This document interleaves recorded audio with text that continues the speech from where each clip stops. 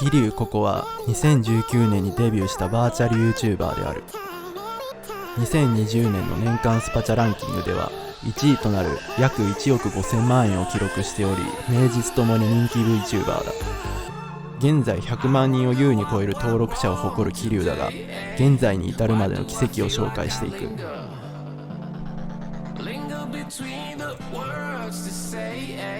桐生は2019年12月28日にホロライブの VTuber としてデビューを果たす。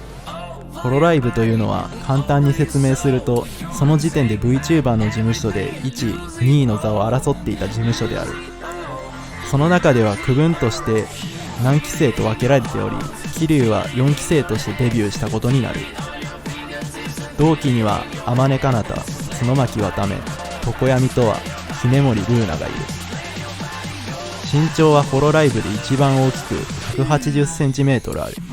同期の姫森とは約 40cm もの差がある。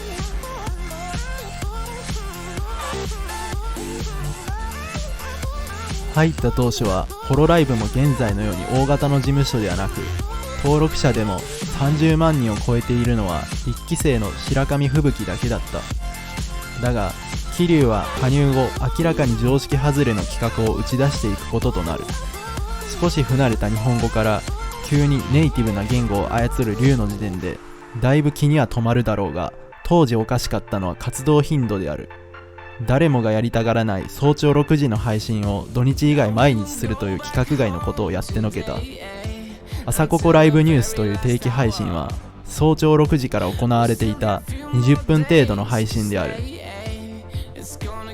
なんだよ、毎日配信ぐらい誰でもできると考えている人がいるかもしれないが、基本配信は毎日できる人はかなり限られる。現在毎日配信ができている人物といえば3期生の宇佐田ペコラだけで、配信界隈でも数人しかいない。できない理由はざっと2つあり、1つは体が持たないこと、2つ目は精神がおかしくなるからである。さらに桐生のすごいところは、毎日ネタを他のホロライブのメンバーから仕入れて紹介をしていたことである。この時点でホロライブのメンバーは20数人おり、その全てのネタを大方仕入れるとなると到底不可能に近い。しかし桐生はできてしまった。そして自分の配信で他のメンバーを紹介するというまた一つ革新的な考えを実践した。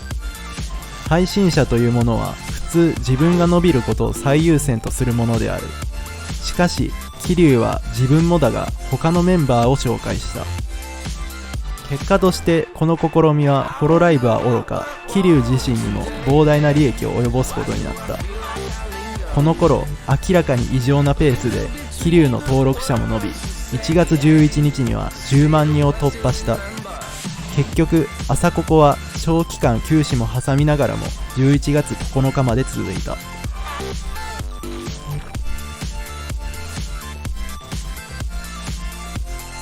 主要なコーナーを紹介する。まずニュースでは先週あったメンバーの面白い行為を紹介する。大体秘宝。通販コーナーでは裏社会に流通してそうな決めるタイプのものや性的なはめるタイプを紹介する。正直数タイプは今すぐに欲しい。英語教室では同期の姫森がいわゆる F ワードや汚い英語を紹介する。声と内容のギャップがすごい。裏社会講座ではゲーマーズの犬神コロネが裏社会事情を紹介する。残念ながら表社会では役に立たない。あいうえお作文ではメンバーが別のメンバーの名前であいうえお作文を行う。内容は壊滅的である。その後にまともな告知が行われた後に通常通り終わる。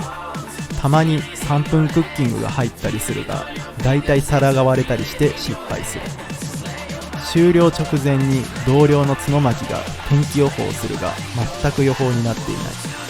と、このようにかなり盛りだくさんの内容を20分少しで行い、これを毎日していたのでやはり規格外である。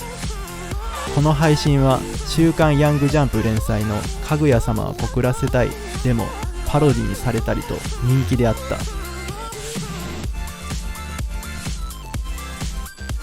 桐生を語るには龍が如くの実況も欠かせないだろう。龍が如くシリーズの桐生一馬とは誕生日も同じ6月17日である。また何長と呼ばれることに憧れ、そこから転じた愛称が会長であった。そのためメンバーシップの名前が桐生会にもなっている。シリーズとしてはセブン、極み、4、3、オブ・ジ・エンドの実況が残っている。日本語を学んだのもこの龍が如くなので愛は強い。関係はわからないが桐生ちゃんなる謎のキャラの名称は桐生一馬の愛称が由来だろう。レディットミームレビューも海外の一大コンテンツとして有名である。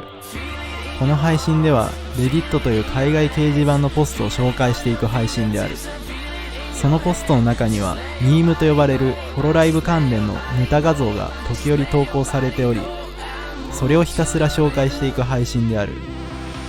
桐生は日本語、英語ともに操ることができるため、日本の視聴者にも分かりやすく同時通訳をして面白さを即座に解説していく。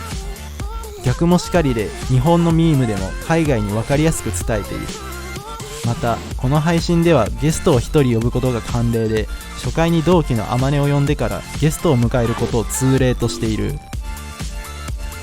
クソ投稿はシッポストと呼ばれ、内容にもティアー表と呼ばれるものやシティジャパニーズのやめてくだストップなどの名ミームなどが生まれている。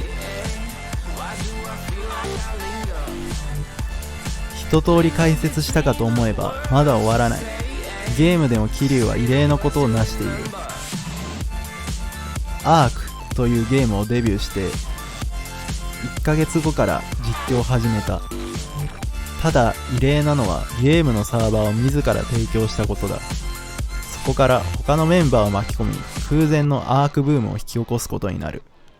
またメンバー用だけでなく視聴者用のいわゆるココが西成を立ち上げたこともブームの勢いをつけた原因だろう。と一通り大きな話が終わったので性格なども解説する。性格は優しいが言葉遣いが荒く、龍が如く実況ではなかなかの辛辣さを見せつけた。実はタメ口が苦手で、あまねや角巻などごく少数のメンバーにしかタメ口を使わない。父パパドラゴンがなかなかの考えの持ち主で、配信中にラーメンを作ったり Twitter で暴れまくったり VTuber のアンチだったり FX で500万を溶かすなど癖のあるドラゴンである。妹とは仲が良く連絡をたびたび取っている様子がうかがえる。親戚が泣いたり帰ったと慢心すると母が突したりと、口実する家に住む前には配信もままならない性格であった。配信に支障をきたすようになったため、同期のあまねとともに物件を探すことになる。無事物件を見つけたが、その過程でゼロ期生の星町彗星も一緒のマンションカナココハウスに住むことになり、できたグループが同郷図である。部屋は別々ながらお互いの大変な時を支えるなど、現在に至るまでこの決断は間違っていたものでは決してなかったと言えるだろう。また他のメンバーもよく遊びに来ることがあり、一番来るメンバーは3期生のウルハルシアだそうだ。またウルハは唯一桐生の父に認識されて認められている VTuber だが、その過程がスパチャランキングという何とも言えない理由だった。桐生もそうだが、1期生の赤いハートの英語配信が人気になったことでホロライブ EN が発足したとされる。ネタで EN0 期生を名乗ったり、ホロライブ USA のココカインという架空のキャラを作り出した。また前述した通り英語を喋れるがスペイン語も喋れるため、桐生はトリリンガルということになる。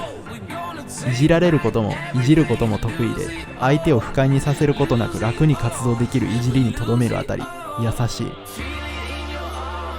支流組として2期生の紫シオンと組んでおり、敬語禁止コラボで放ったシオンよという言葉は信託感もありこすられ続けている。他にも語れることはあるが各自確かめてみてほしい。ただ桐生の経歴でも避けて通れない話がある。それは昨年9月に起こった謹慎騒動だ。YouTube アナリティクスで台湾が国であったことに対して中国側の視聴者が激怒したとのことだった。同じような機能を使った赤いとともに謹慎した後復帰したが、その後も中華系とみられる嵐は止まることがなかった。ついには YouTube 運営が新たに機能追加で対応するレベルになり、実装されたところ嵐は止まった。そもそも中国当局にブロックされている YouTube を見ていることはさておいて、それでも不可解なのは桐生が非難にさらされたことである。もし中国視聴者の主張が通るとしても、それは桐生ではなく YouTube 側の問題なのである。余談ではあるが、桐生の一件を取り上げた有名 YouTuber の配信も尋常でないぐらい荒らされ、生放送はほぼ残っていない。最後に、この動画はどうしても卒業前に桐生ココを知ってほしかった一心で作りました。というのも、桐生ココは7月1日付でホロライブを卒業することになっている。いろいろな憶測があるだろうが、ここではそれについては言及しません。動画は残り、メンバーシップも少しの期間残ると聞いたので、偉大なドラゴンを知ってほしかった。卒業してメンバーシップコンテンツも消えるかもしれない。それでも動画は残るので、その動画を見て少しでもこんな VTuber がいたと覚えてほしい。会長がいなかったら今のホロライブは絶対なかったので、感謝してもしきれません。ご視聴ありがとうございました。さよなら。またいつか会えたらとても嬉しいです。お元気で。